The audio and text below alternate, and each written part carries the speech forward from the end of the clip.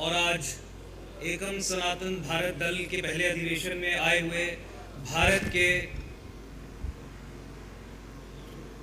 28 राज्य और 8 केंद्र शासित प्रदेशों से हमारे रिप्रेजेंटेटिव्स, आज सबका मैं अध्यक्ष की कैपेसिटी में स्वागत करता हूं। शुद्ध हिंदी में बात करना आज ठीक नहीं रहेगा, क्योंकि आज north to south, east to west पूरा भारतवर्ष यहाँ पे आके बैठा है। मुझे लगता है कि हर एक भाषा का सम्मान करके ही मुझे अपना उद्बोधन वक्तव्य रखना चाहिए।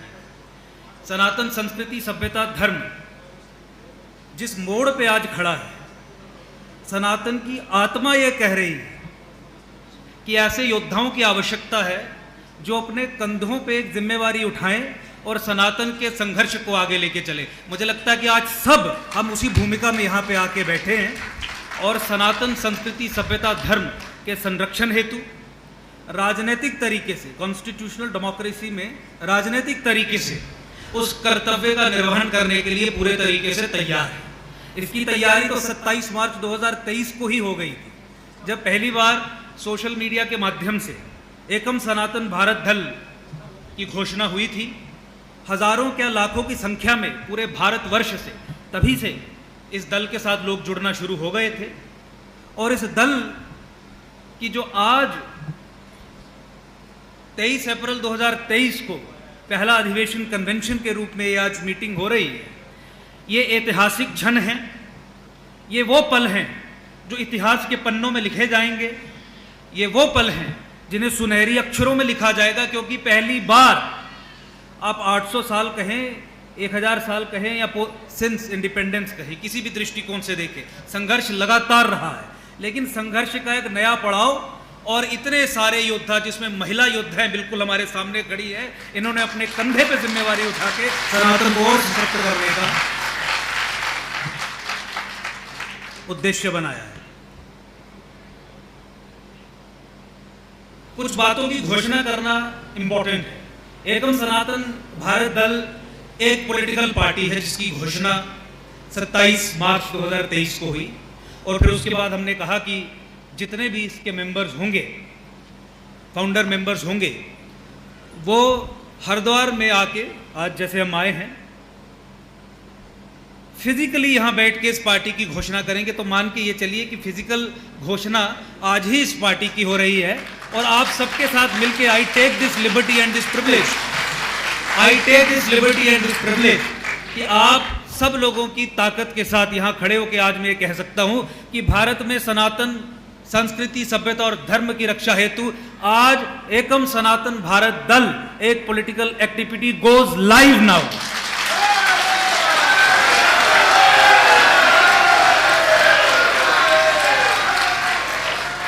दो 2024 मार्च, अप्रैल, मई हमारा पहला युद्ध है।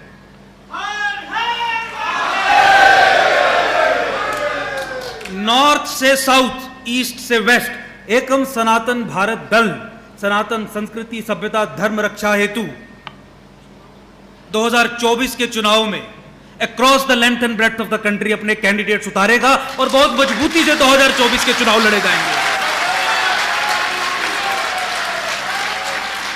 आज जो डींगे हाँकते हैं ताकि मेंटल पैरालिसिस हो जाए, आपकी सोचने की क्षमता खत्म हो जाए।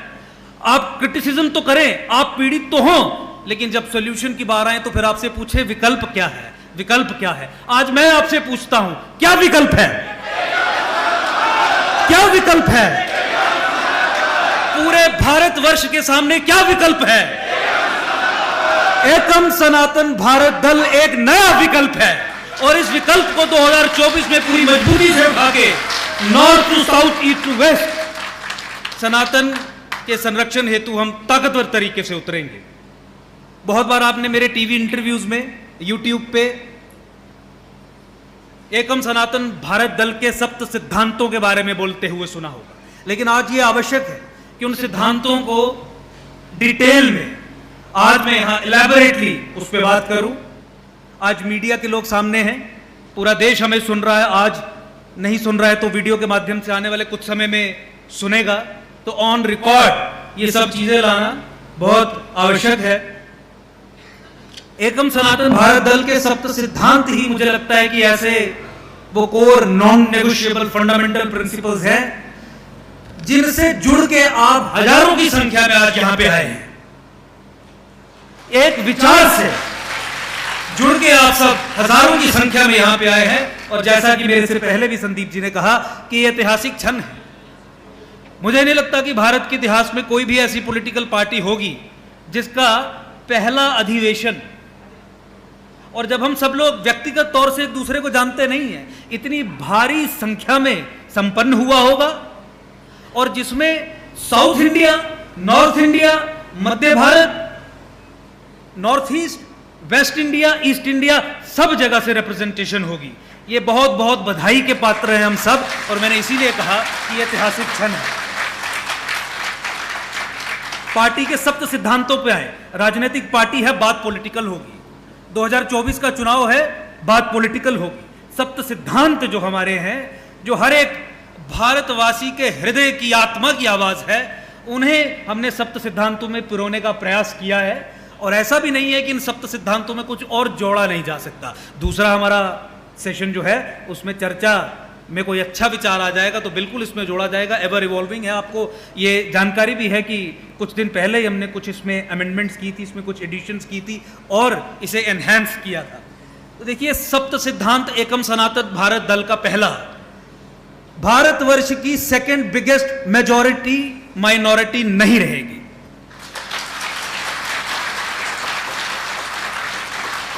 हमने ये कहा कि संविधान में संशोधन कर केवल 5% से कम जनसंख्या वाले समाज को ही अल्पसंख्यक होने का दर्जा मिलेगा।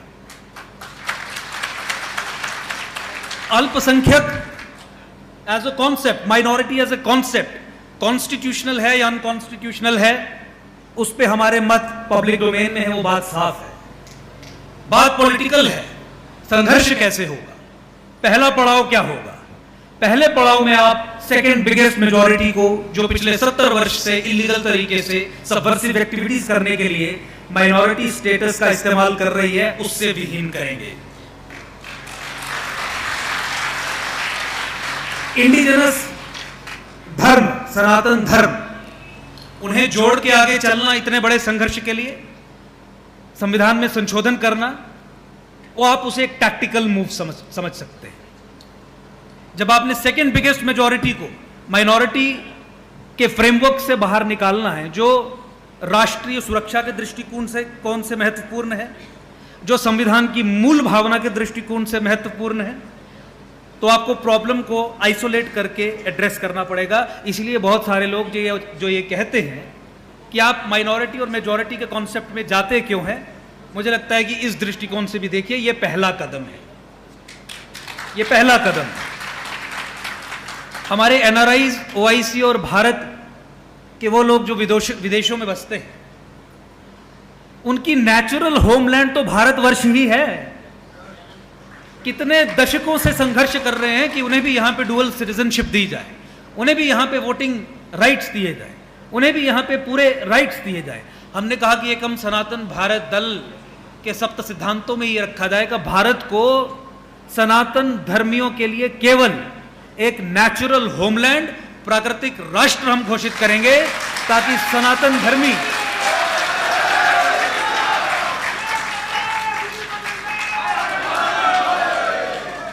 सनातन धर्मी केवल पाकिस्तान, बांग्लादेश और अफगानिस्तान में नहीं, विश्व के किसी भी कोने में रह रहा हो, वो यहां पे आके अपनी नागरिकता ले सके जब भी उसे लगे।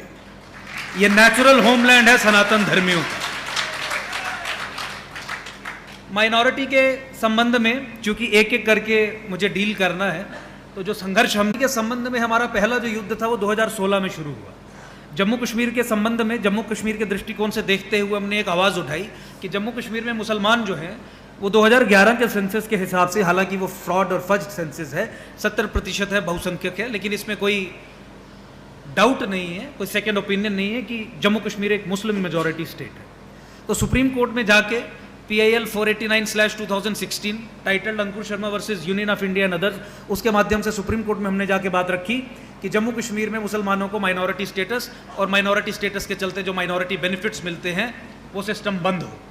2016 से 2018 के बीच में ये केस चला। वहाँ जम्मू कश्मीर में भाजपा और पीडीपी की कोalition गवर्नमेंट थी और केंद्र में भाजपा की अभी की जो सरकार है, मोदी गवर्नमेंट जो है वो थी।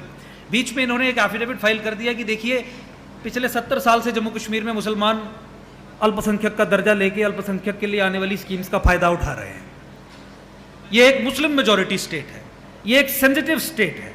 अगर आज हम गैर मुसलमानों के लिए आने वाले हक जो अभी तक मुसलमानों को मिल रहे हैं वो उनसे छीन के गैर मुसलमानों को दे देंगे तो बवाल हो जाएगा, मामला खराब हो जाएगा। यानी क्लियरली भारत सरकार और राज्य सरकार ने मिलकर एक एफिडेविट फाइल किया जिसमें उन्होंने वर्चुअली सुप्रीम कोर्ट के सामने the highest court of the country ये कहा कि जम्मू कश्मीर एक स्पेशल इस्लामिक मुस्लिम डोमेन है। यहाँ पे माइनॉरिटी के जो राइट्स हैं वो मेजॉरिटी कम्युनिटी से नहीं छीने जा सकते। यहाँ पे जो माइनॉरिटी कम्युनिटी के राइट्स है वो मेजॉरिटी कम्युनिटी पिछले 70 साल से ले रही है। मामला बहुत सेंसिटिव है।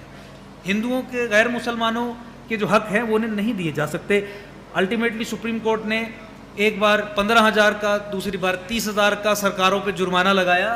केस जैसे तैसे आगे बढ़ा। ज्वाइंट कमेटी कॉन्स्टिट्यूट की गई। सुप्रीम कोर्ट ने राज्य सरकार और केंद्र सरकार की ज्वाइंट कमेटी कॉन्स्टिट्यूट की इस विषय पे इश्यूज को रिजॉल्व करने के लिए।